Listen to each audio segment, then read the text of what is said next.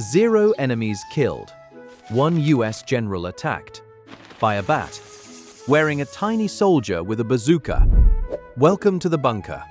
I'm Professor Von Blunder, and today we're diving into one of World War II's most spectacular demonstrations of what happens when you combine animals, weapons, and the unshakable confidence of military engineers who clearly never asked, but should we? This is the story of the Bat Bomb Project, a real taxpayer-funded attempt to train bats to carry incendiary devices over Japanese cities. But before we get to the part where they burned down an entire airfield by accident, we need to talk about Flamethrower. Flamethrower was a trained bat. His job? To impress a room full of skeptical generals by flying around with a miniature soldier strapped to his back, complete with a tiny bazooka looking like the world's worst theme park mascot. The plan was flawless. The execution? Well, let's just say that when you strap extra weight to a nocturnal creature and release him under fluorescent lights in an unfamiliar room full of nervous military officers, you're not planning a demonstration, you're planning a disaster. And Private Timmy, he was holding Flamethrower right before showtime. Spoiler alert, he's going to bleed on a general. Let's begin. The year is 1943. America is at war. And somewhere in California, brilliant minds are asking the hard questions. Questions like, can we weaponize bats? And what if we made them look adorable while doing it? The Bat Bomb Project was born from this logic. The idea was simple. Bats are small, bats are abundant. Bats can carry things, so why not strap tiny incendiary devices to them, drop them over Japanese cities, and let them roost in the wooden buildings before the timers go off? It's like a care package, except it's full of arson. Now, think of it like training a pigeon to deliver messages, except the pigeon is a bat, the message is a tiny armed soldier, and nobody thought about what happens when the bat gets tired. Enter Flamethrower. Not a weapon yet, just a bat. A very special, very trained bat who had been selected for a top-secret demonstration in Riverside. His mission? Fly around a mess hall in front of high-ranking military officers while carrying a model soldier on his back. The model was exquisite, tiny bazooka, lifelike posture, held in place by a harness made of rubber bands. It looked like it belonged in a Hollywood special effects reel. All it needed was a little smoke and fire to win an Oscar. Flamethrower had never rehearsed in this room. He had never seen these lights. He had never met these people. But the show must go on. Private Timmy, my loyal assistant, was tasked with holding Flamethrower until showtime. Timmy didn't ask questions. Timmy never does. He just held the bat, avoided eye contact, and prayed this would go better than the last 3 projects. Spoiler, it wouldn't. The generals filed in. The majors took their seats. The captains adjusted their hats. Everyone was ready to be impressed. Doc Adams, the mastermind behind this circus, called for me. I entered. I shook Flamethrower out of my sleeve like a magician with a very bitey rabbit, and I released him. That's when things got interesting.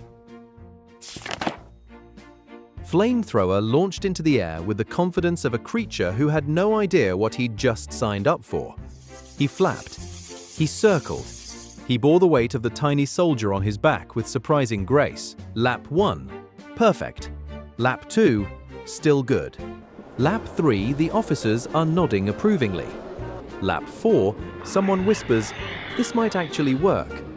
By lap 9, Flamethrower was exhausted, confused, and about to ruin several military careers. Here's the thing about bats. They're nocturnal. That means their vision, in bright fluorescent lighting, is about as reliable as a blindfolded dartboard champion. And while the common belief that bats can't see in daylight is false, it doesn't mean they enjoy it. Add to that the weight of a model soldier with a bazooka strapped to his back, and you've got a recipe for disaster. Flamethrower wanted to land. He needed to rest, but there were no high perches, no convenient cornices, no safe ledges, just rows of seated officers and one very shiny fluorescent light fixture near the ceiling. So naturally, he went for the light. He fluttered toward it, stretched out his little wrist hooks, grabbed at the glass tube, and slipped. In aviation terms, that means the bat had 0 landing options and picked the shiniest bald target in the room. Flamethrower came down flapping wildly. Losing altitude, the tiny soldier still strapped to his back, aiming his bazooka at nothing in particular, heading directly for an emergency landing on the highest platform available. The general's head, time slowed, the room froze, and then, with the grace of a wingsuit failure and the inevitability of a government project gone wrong, Flamethrower landed, directly, on top of the general. The model soldier sat there perched atop the general's skull, bazooka aimed at the ceiling, looking like the world's smallest coup attempt. And that's when the real chaos began. You'd think a room full of trained military officers would react calmly to a small bat landing on someone's head. You'd be wrong. In military protocol terms, that means a captain was openly assaulting his commanding officer with office supplies. The captain to the general's left leaped to his feet, grabbed a rolled-up newspaper, and began swatting his superior officer on the head. Repeatedly, with vigor, with the kind of enthusiasm usually reserved for actual battlefield heroics. Was it instinct? Sure. Was it helpful? Absolutely not. Was it a threat to Flamethrower's life? You bet. Meanwhile, the major on the general's right chose a different strategy. Retreat. He scrambled backward, tripped over his own chair, and hit the floor chin first with a sound that echoed through the mess hall. So now we've got one general being assaulted by his own captain, one major groaning on the floor, and one very flustered bat who was just trying to take a break. I rushed forward. I grabbed Flamethrower off the general's head, and that's when Flamethrower, reverting to his natural instincts, sunk his teeth deep into my hand. Blood spurted, immediately all over the general's chest. The general shrieked, "My God, the thing bit me." I'm holding Flamethrower at arm's length with one hand, trying to wipe blood off the general's tie with the other, mumbling apologies, insisting it's my blood, not his. In tactical terms, the mission objective shifted from impress the brass to stop the bleeding and pray nobody gets court-martialed. Doc later claimed I shouted something disrespectful, something involving the word that rhymes with truck. I don't recall, I was too busy bleeding. Eventually, the officers regrouped. They laughed. They sat down. Doc gave his presentation. It was anticlimactic. I slapped on a band-aid. Flamethrower got a handful of mealworms as a reward. And somewhere, Private Timmy learned an important lesson.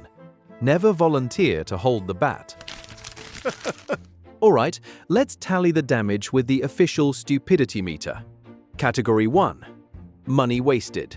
The entire bat bomb project cost millions of dollars, burned down a US airfield, and the only casualty in this demonstration was my hand. Category 2. Enemies killed. 0, unless you count the general's dignity. Category 3. Collateral damage to Timmy. 1 bleeding hand, 1 furious boss, 1 captain who assaulted a superior officer, 1 major with a floor-kissed chin, and 1 bat who walked away with a belly full of mealworms and 0 consequences.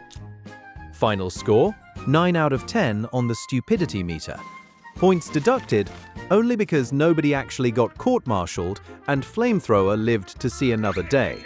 This, ladies and gentlemen, is what happens when you combine untested animals, high-ranking officials, and the unshakable belief that strapping a tiny soldier to a bat is somehow a good idea. Now, here's my question for you. If you had the entire US military budget in 1942, what insane weapon would you strap to an animal? A squirrel with a grenade? A pigeon with a pistol? Let me know in the comments, and remember to subscribe for more historical disasters. And somebody please get Timmy a bandage. Flamethrower's still looking at him like he's dessert.